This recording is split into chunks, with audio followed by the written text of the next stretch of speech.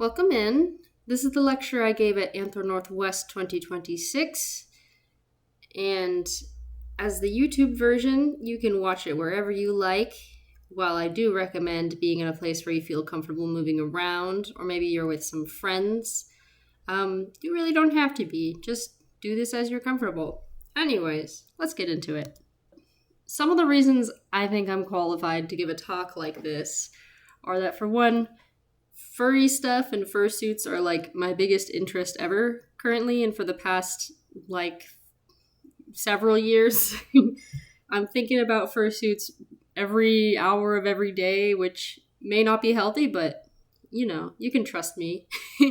And I've been an owner of fursuits for about 5 years. Hoshi here, the full suit and pictured, I've only had for less than a year actually. But I've been owning partial fursuits for longer. And while I've really only gotten into full character as Hoshi, I do have more experience playing as a character through my experience on my university's mascot team. And I'm coming up on my 5th year there. So I'm currently a graduate student, so that's why I would be doing this for 5 years. To be clear, I take on both the role of performer and handler interchangeably. And in my senior year, I was the coordinator of the mascot team, so I took on the role of leading the team and training everybody, including both the mascot performers and handlers. So some of the differences between mascots and fursuits I notice is that, fursuits are mascot inspired, but mascots are usually associated with a brand or organization, while a fursuit is just a person doing this independently for fun. And for a mascot, you're usually going to be paid or it's some sort of job, whereas the fursuit, again, is just for fun. It's just a hobby. And mascots are usually trained. Organizations want to make sure that their brand is being represented well, so it's important that their mascots are being safe and polite and putting on a good image. Whereas with fursuits, we're kind of just left to figure that out for ourselves. So we're untrained and self-taught, and we have to rely on our common sense. And some of us are pretty good at that, but some of us are not. So when you have untrained mascots in public, some of the dangers that might occur are a failure to demonstrate good etiquette. It's very important to be respectful. You're taking up a lot of space, getting a lot of people's attention. You don't want to be seen as a nuisance or annoying. Don't make people uncomfortable. And if you're the only furry they've ever seen, their impression of you is going to reflect on the rest of us, so that's kind of a huge responsibility on your shoulders to represent us all really well. As well as that, you are also a safety hazard. You're a risk to both yourself and others because, you could overheat, your mobility is more limited than without your fursuit, your vision, hearing, and ability to communicate are impaired, you may be blocking paths, you take up a lot of space, so people are prone to colliding with you if you're not careful, and you may not be able to see people when otherwise they think they may have your attention. And this one may not seem as important, but I would still really like to emphasize that when you're not putting on a character performance like people may expect, it could just look really wrong or make people feel uncomfortable, which might be more important than you'd think. And so in this sort of training for fursuiters and handlers, I'd like to emphasize these 3 topics of etiquette, safety, and performance. Okay, so now we're really starting. Welcome to my unofficial, official training for fursuiters and their handlers, inspired by the trainings I did for my mascot team at school. Okay, starting off with performance. So something that I think about is when I'm deciding how to perform in my fursuit, I think about, what do the people expect? What do I look like? when I'm wearing Hoshi here, I look like a mascot, and I should be prepared to act like one. And I shouldn't be surprised when people want to interact or to take photos. And it can kind of weird people out if a mascot character like Hoshi were just standing idly, not putting on any sort of performance. It's kind of creepy if you're just standing still, actually. But with some other fursuits, you might more look like just a regular person in a mask. That could be because you're wearing everyday clothes. You got human proportions which sort of contrast with the mask, or maybe you're showing some hair or skin. Your hair is hanging out the back, or you're poodling. And I think people are still going to be interested. They may still want to take photos with you or think that your mask is really cool, but it would be harder for them to suspend their disbelief and welcome a character performance if you look more like just a person in a mask. And suspending disbelief is, I think, what people mean when they talk about the magic. If you've been in furry spaces for a while, you might have heard people complaining about like people taking off their heads or poodling in public spaces, saying, oh, you're breaking the magic. Now, this concept of the magic and breaking it is not exclusive to furry spaces alone. I distinctly remember being about 10 years old and being in a play where all of us kids had to enter from the back of the audience, and we would kind of be running around and giggling back there, and the director would tell us, you're breaking the magic. Which is to say, we were all making it more difficult for the audience to suspend their disbelief. And that's applicable to furry, because if you're showing off the skin on your arms, people know, well, they already know, but you're making it more obvious that you're not actually this character that you're portraying. I think older furries can be a little snobby about this. And like, I'm not anti-poodling. I think everybody fursuits for different purposes. And for you, that can be character performance, or maybe you're just making a bold fashion statement or expressing yourself in whatever way you like. And I think you should have the freedom to do it whatever you like. But just like, be mindful of what people expect.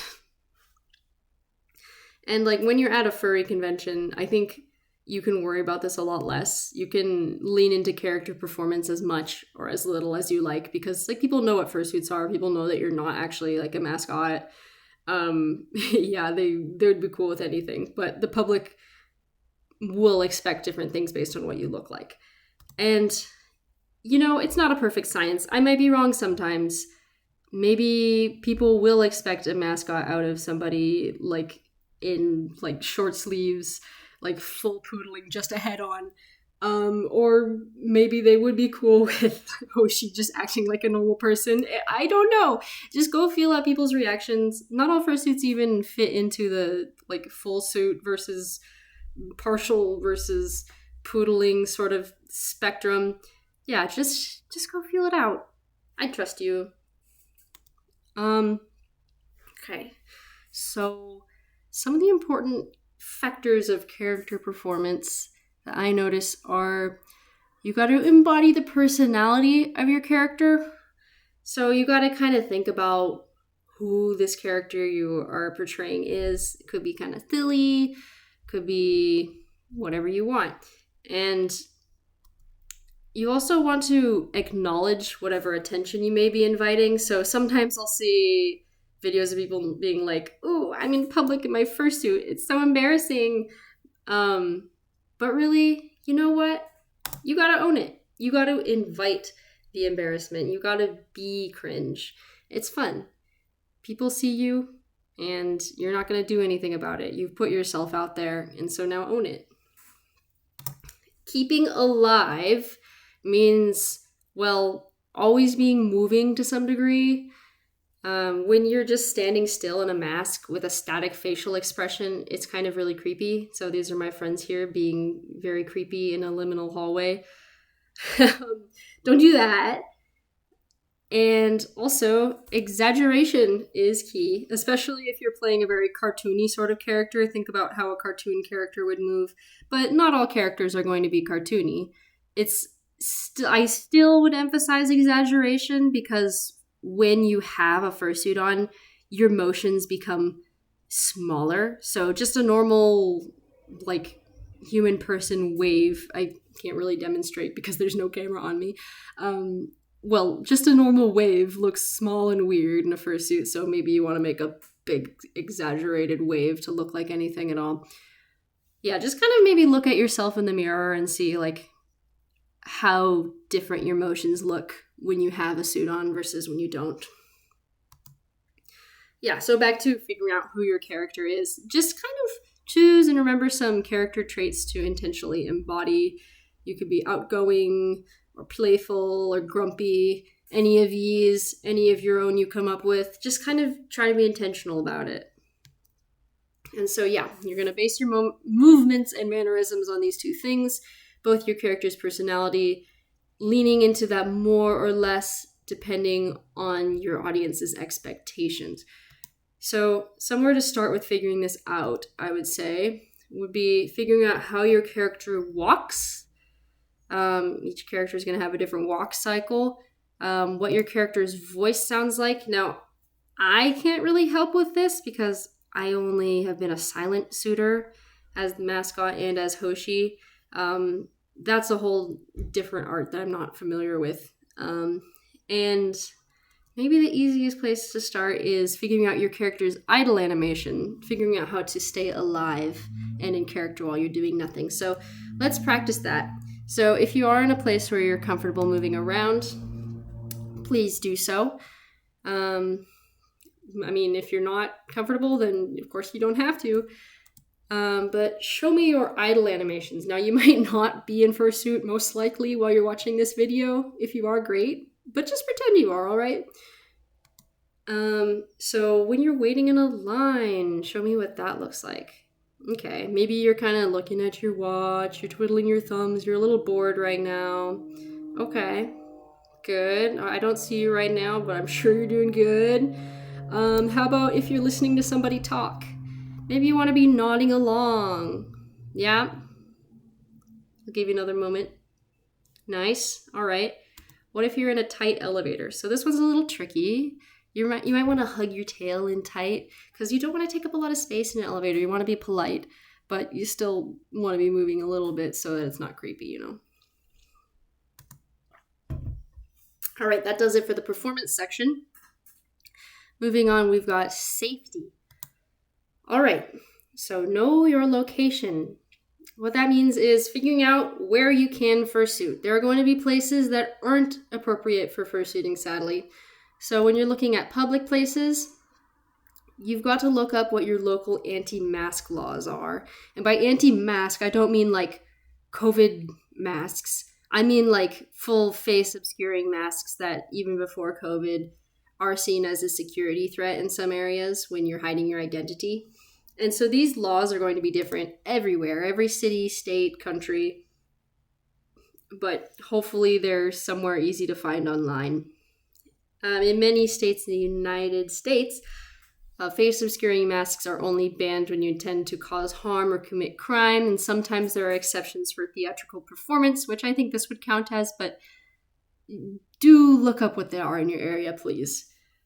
Now, if you're looking at a private property, you got to know what the rules are there. Usually they would be up online if there's a website, but if you can't find them or you're unsure, I advise calling or emailing ahead of time. And you might be surprised what locations are actually private property. Like you might think it's a public park when it's actually owned by some company and they have their own different rules there. So be aware of that. Okay. If you know the location ahead of time, if you've already been here, great. But if you don't, I advise you go take a look around. Identify where any hazards might be, such as stairs or things to easily walk into, or where the people are on this particular day. Even if you have been there before and it's like maybe more crowded than usual, figure out where those crowds are. I like to roughly plan a route to decide where my handler and I are going to go, thinking about how long it may take to get through certain places. More crowded areas will take longer. just think about how long you'd like to be out. I also make sure to locate where I can fill my water bottle when I inevitably run out. Now, there may not be little water bottle fill stations, but hopefully there would at least be like a vending machine. Okay, so you gotta also pick a resting location. So these are for taking breaks and changing in and out of suit. And the main things a good resting location has is privacy, so that you can be sure that people won't see you while you're getting undressed, or if you're really committed to the magic, they won't see you taking your character's head off. It's got to be comfortable. The purpose of a resting location is to rest your body. You've got to be somewhere that you can relax and be rested. It's got to be clean. You want your fursuit to be in good condition after you've had it there. When you take off all your parts there, you got to put them down somewhere clean.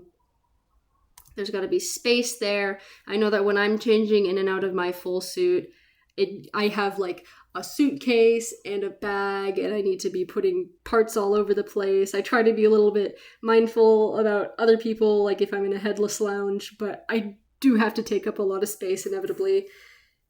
And you need to be sure that if you leave any items there, like your clothes or whatever you're not going to be bringing with you while you're fursuiting, it's going to still be there when you come back. And proximity to suiting site means you don't want it to be like a 10-minute walk away from where you're going to be fursuiting, because then you're wasting your first 10 minutes getting a little bit more tired, and then you're going to also need to think about the 10-minute walk back, and you're not going to have as much time fursuiting, or maybe you're going to have an emergency and you won't be able to get back in a timely manner. And thinking of all these 6 things, here's how I rate some common resting locations. So, headless lounge at a furry convention, I think generally gets 5 stars. The only thing it doesn't really have going for it is security. I've never had anything stolen, but it does happen because it's a communal space.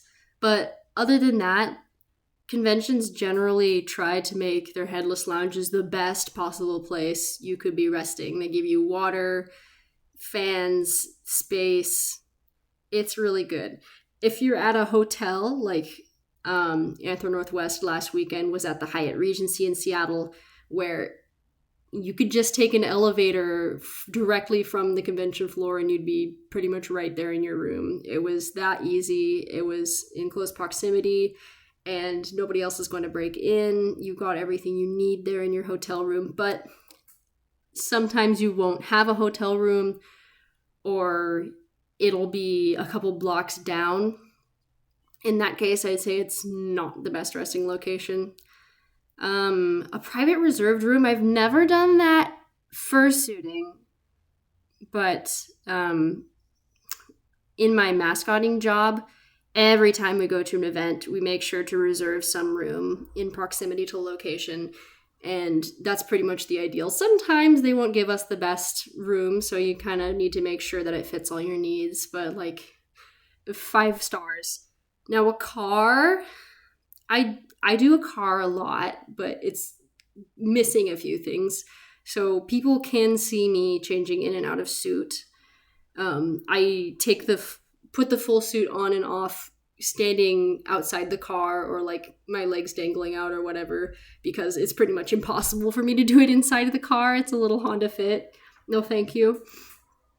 And then I'll like change in and out of my actual clothes and my Under Armour while inside the car with the doors closed, which is not the most private because there's windows, and it's also a little bit awkward trying to get my pants on while in a car seat. It's almost impossible, but I figured it out. But, it's not the worst. But a public bathroom is the worst. It's definitely the worst. It's gross. Don't do that. Please don't.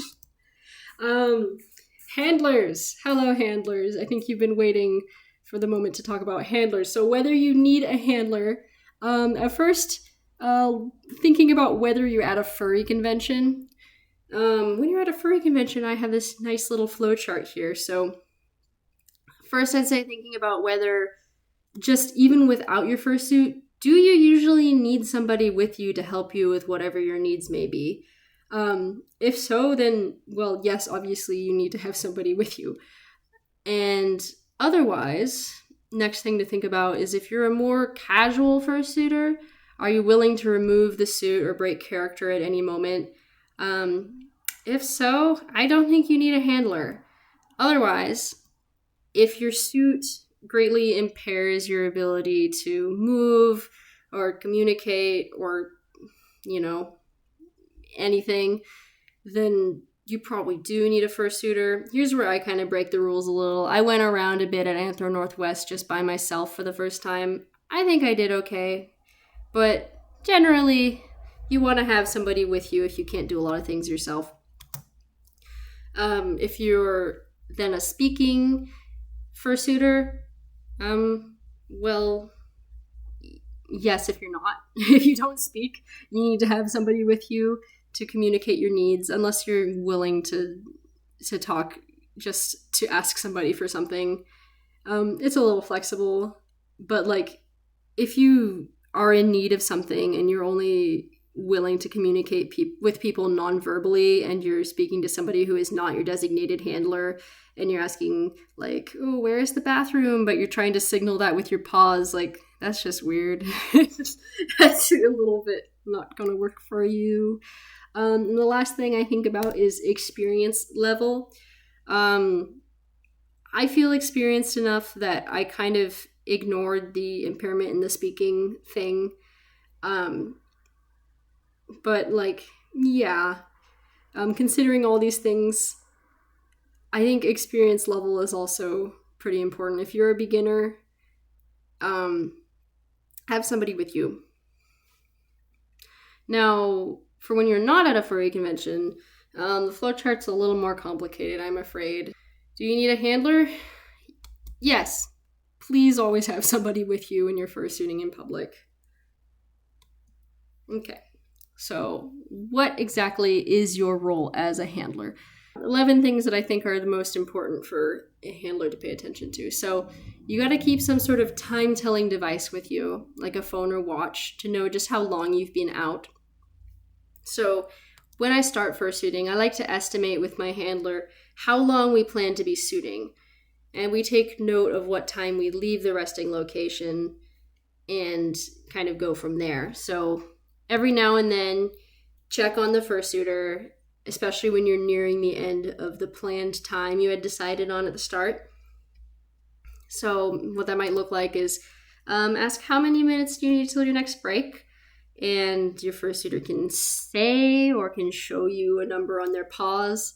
When you say like 5 minutes when you only have 4 fingers, it's a little funny, but you'll figure out a way to communicate that.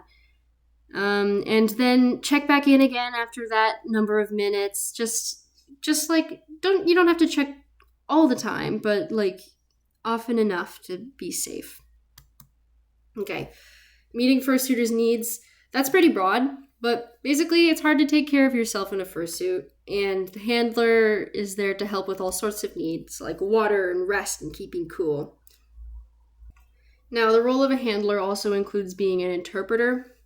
And what that looks like is communicating on behalf of the fursuiter, especially for silent fursuiters who can't speak themselves. And that may involve understanding any nonverbal cues that they may have for you. Leading your fursuiter safely, well, that involves first guide them, never push or pull them unless they're about to be hit by a train or something. You got to help them avoid obstacles, let them know when they're about to run into something, like if there's a kid you're about to kick or a garbage can you're about to hit your crotch on. And when you're navigating through crowds, you got to be the voice to say, excuse us, when you're trying to move around people and be polite. And you've also got to make sure that your fursuiter is not blocking paths. You can say, hey Hoshi, let's step over here, kind of thing. Using your hands. That could be things like opening doors or adjusting suit parts or opening a backpack you might have with you. Basically anything you can't do with paws on. Okay, keeping your fursuiter behaved. You got to discourage any disrespectful or unsafe behavior. So every now and then, if you are handling for a lot of different fursuiters, you might end up with somebody who's not the most polite or safe or just doesn't know their mascot etiquette. And you got to discourage that. And, well, I mean, if they don't want to stop, then just decide you're done and don't handle for them anymore. Sometimes a fursuiter will need help putting on or adjusting the suit. Only do this if they ask you to. Not everyone's going to want help getting dressed. A handler is also often a personal photographer, so people might want photos with your fursuiter, but maybe somebody in their group needs to take the photo, so you gotta offer to, like, hey, do you all want to be in the photo? I can take it for you. Or maybe the fursuiter will just want photos for themselves to keep. My handler takes so many photos. I'm super grateful. She loves capturing all the cute moments, and your fursuiter will probably love that too. Encouraging interactions means that you're a friendly face that people are comfortable approaching and interacting with, making the experience of a strange character in public a little less scary for everyone. Asserting suitors' boundaries may be the most important item on this list. So what that looks like is saying no when your fursuiter can't themselves. And that won't just be the case for non-speaking characters. There may always be a situation in which a fursuiter will need help asserting their boundaries. And when people are not respecting your boundaries, you're there to help create distance between your fursuiter and disrespectful people. Carrying a bag of essentials and providing those items whenever needed. Yeah, that could be water or whatever you want to have in your backpack. It's pretty open-ended, but definitely water at least. And I guess a phone. Yeah. How long to suit for is not really an exact science, but I like to say by default about 20 minutes between breaks. And that can be affected by a number of things, such as if you're partial suiting, maybe you could multiply that by 2. If it's a hot, sunny day, divide it by 2. If you're a beginner, also divide by 2. And if you're well experienced, you could multiply by 2. And so what that all adds up to is the longest would be like if you're partial suiting on a temperate day and you're well experienced, that's like 80 minutes. Whereas if you're a beginner and it's really hot out and you're in a full suit, that's only 5 minutes between breaks. And I don't know, that sounds pretty reasonably to me, but it's not an exact science. Know yourself. Everybody is different. Adjust to your own needs. Now, for me, that might look like how I need to drink water and use the bathroom very frequently. So my suiting sessions are going to be a little shorter. But also, I feel I have a good internal sense for when I'm done suiting, so I don't always plan ahead of time how many minutes I'm going to go. I do recommend, though, at least when you're starting out, to definitely do that time planning with your handler before you start each time. But as you get good at it, you might develop a sense for when you're done. Okay, knowing your needs, handler edition. Definitely speak up if you need a break. Fursuiters' needs are important, but so are yours. You could get tired too. You got to also be checking on your fursuiter often. When somebody's wearing a fursuit, it's hard to tell how they feel. They might be acting really well and faking it when really they're dying inside. Or maybe, I don't know, you can't see them sweating and being miserable. Or their attention might not even be on their own needs. Maybe they don't realize how tired they are until you ask them. And so it's important for you to be paying attention to that when they're not. Learn your suitor's unique needs and abilities ahead of time, and that could be any disabilities inherent to them without the fursuiter or any impairments by the suit itself. For example, maybe somebody can't use stairs just because they can't use stairs normally, or because their fursuiter has huge feet.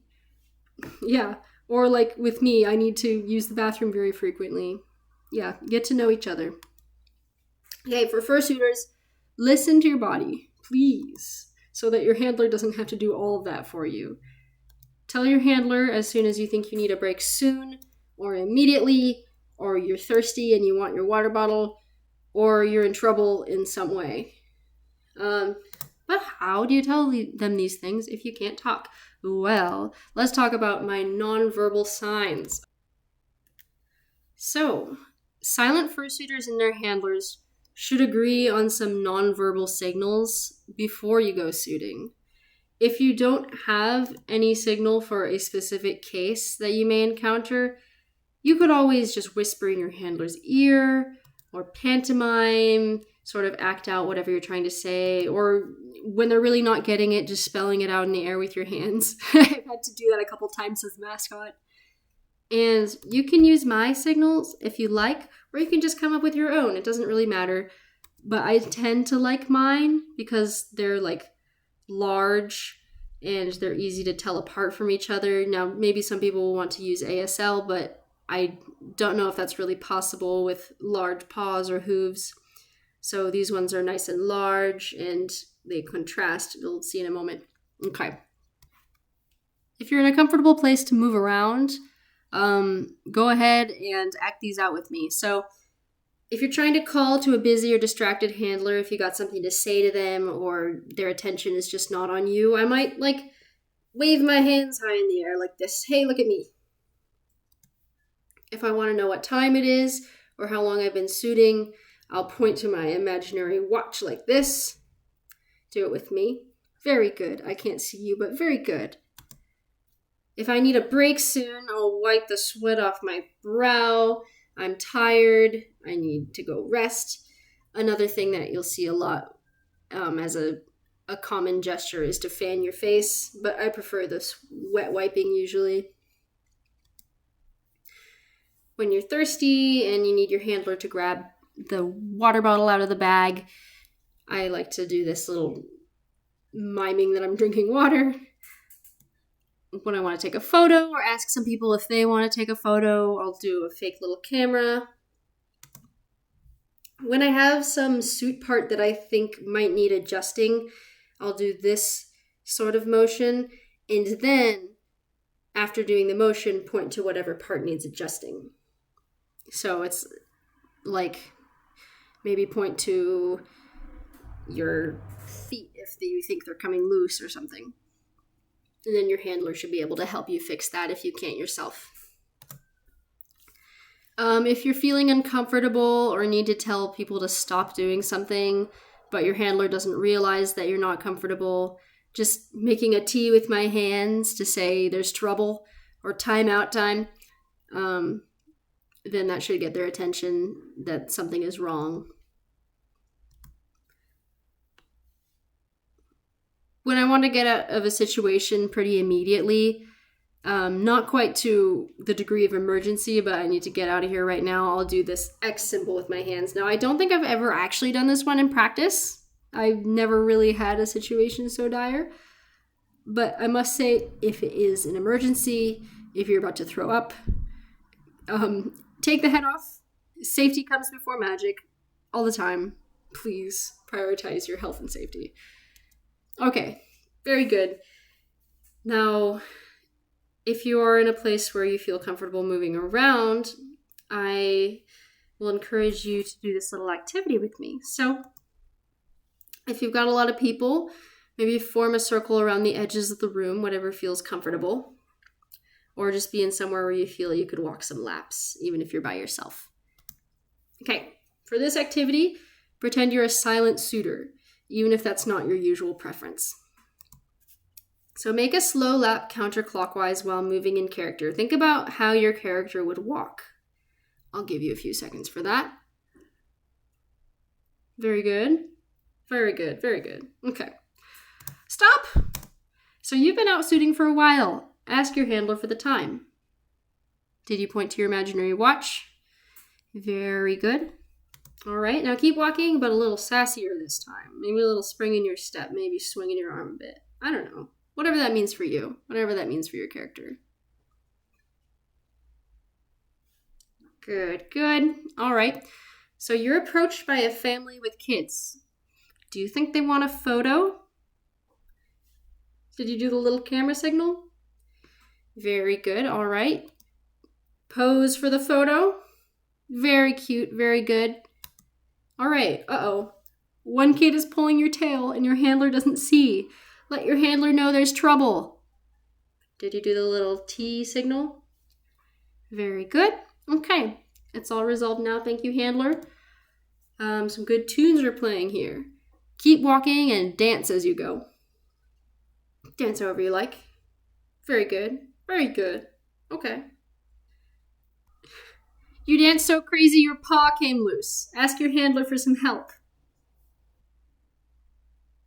All right, that's going to be the little waving motion and then pointing to your paw. Someone called you cute. You're not cute. Show me an angry walk. Might have a little bit of stomping.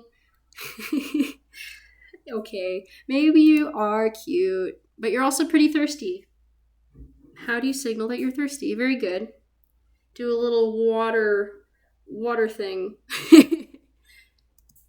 Okay, but you're also pretty tired. Let your handler know you're tired. And if you're me, that might mean wiping the sweat off your brow, but some people might prefer fanning their faces. Very good. All right. Let's go back for a break. Keep walking in character, but make milder motions to conserve your energy.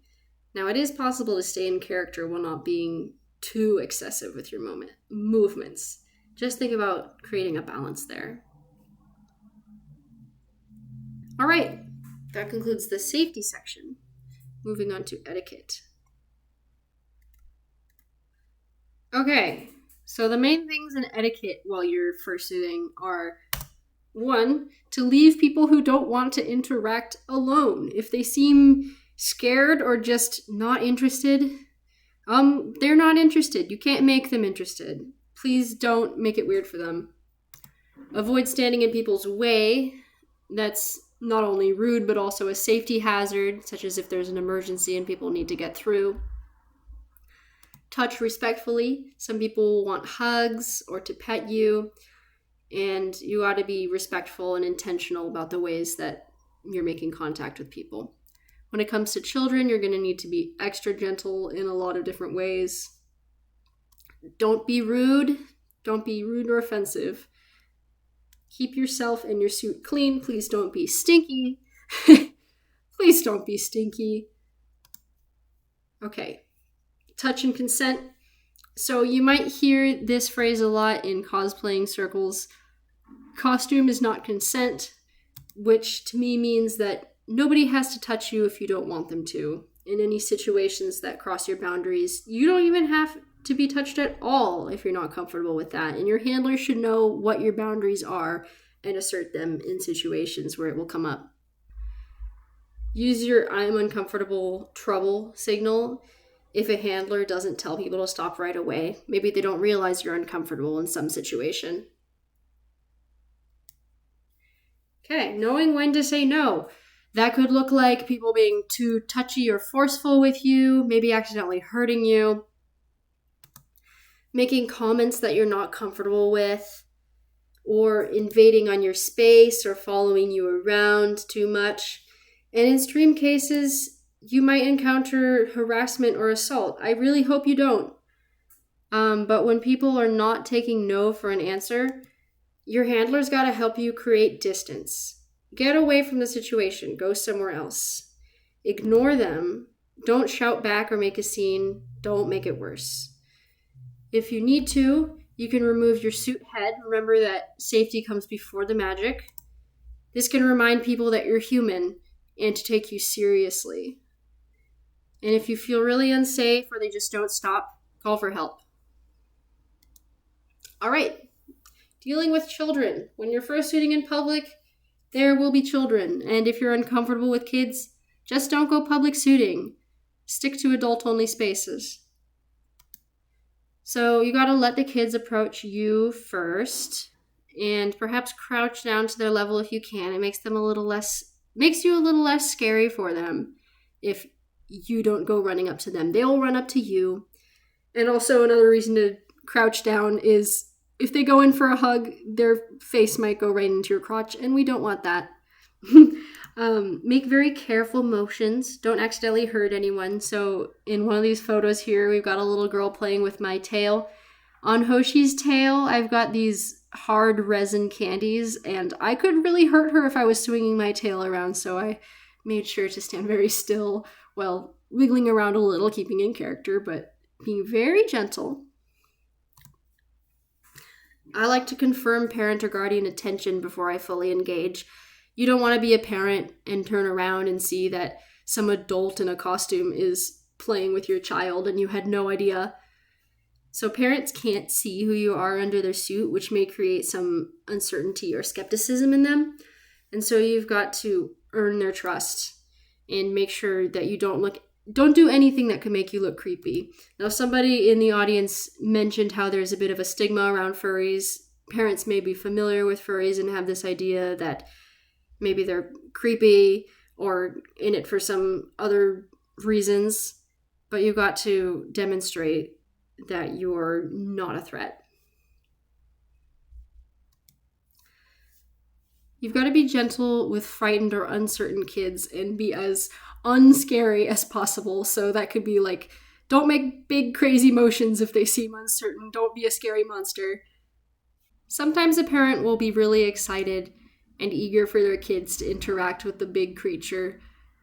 But in those situations, you've got to not let them do that. So when I'm in my non-speaking character, I can't myself tell them, no, please, let your kid view from a distance. So I need my handler to step in and say, hey, your kid is scared. Please don't force them. Young kids will develop lifelong fears very easily, and it would be pretty unfortunate if you're the reason that they're scared of mascots forever. So I like to avoid removing my suit parts when I'm in sight of young kids, especially those that I've been playing with. It can be devastating if they see that their new friend's head is removed. It's like you're dying. Well, maybe some of them won't see it that way, but you never know. Don't make it traumatizing for them. Okay, touch very minimally and extra respectfully. Again, they may not respect you. I've had many a tail pull from little kids, but I need to be very respectful to them. They will be very touchy with you. They may hurt you, or they may touch you in inappropriate places, like faceplant right into the crotch. That's unfortunate, but it's not your fault. You need to divert inappropriate touch to comfortable places like your paws or your ears or anywhere you're comfortable with people petting. Okay, a lot of fursuiters are themselves kids. So if you are a kid under 18, please never fursuit by yourself, even if you're at a convention. Kids under 16 should stick with a trusted adult at all times. That comes from the policy of Anthro Northwest, where I gave this lecture, but I think it's a pretty good rule of thumb. Clearly signal that you are a child if it's not very clear, like maybe you're especially tall, or have your handler let people know in some way. They need to know that who they're interacting with is a child, and it's your handler's job to be looking out for people who may be acting inappropriately with you. And again, it's always the handler's role to be asserting your boundaries and letting people know when to stop. And lastly, never ever pick up babies or any kids at all. If you drop an infant, that's going to be a terrible experience for everybody. Please never let that happen.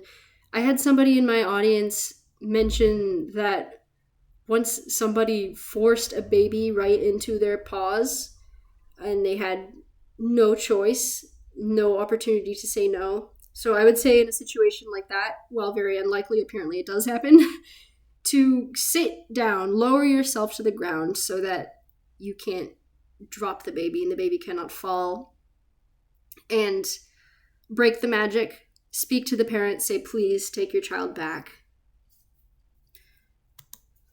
All right, we're at the end now. I've got some role-playing activities that made more sense in the environment of a panel. But if you're with some friends, maybe you could try it out. So, in this situation, say you're shooting at a public festival on a hot summer day. You've been taking photos with a lineup of families for a little too long, and you need to head back for a break.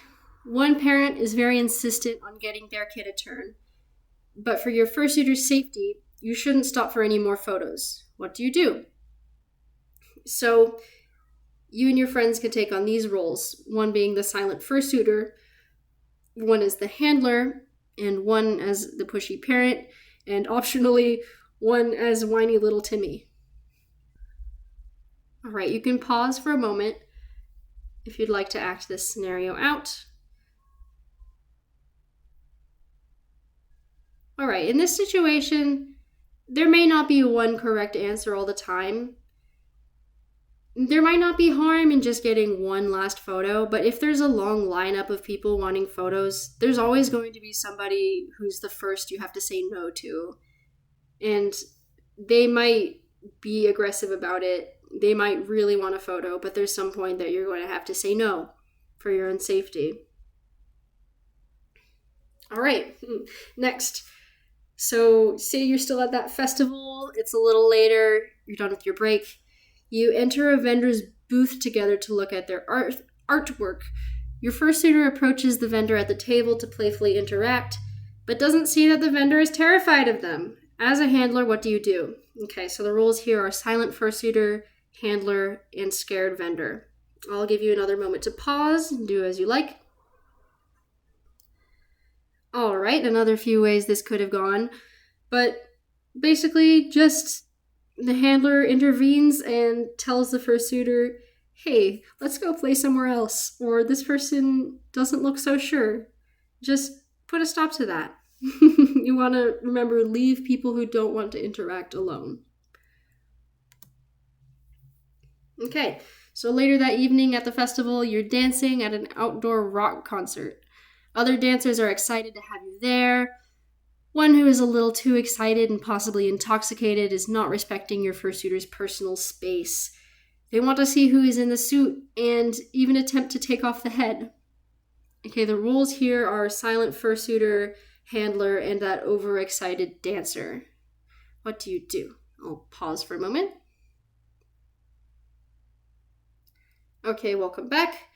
There's a few things you could have done. This situation can go in all sorts of ways depending on how this rude person is going to respond. Maybe they'll be like, I'm sorry, and still stop, or maybe they'll continue to follow you around.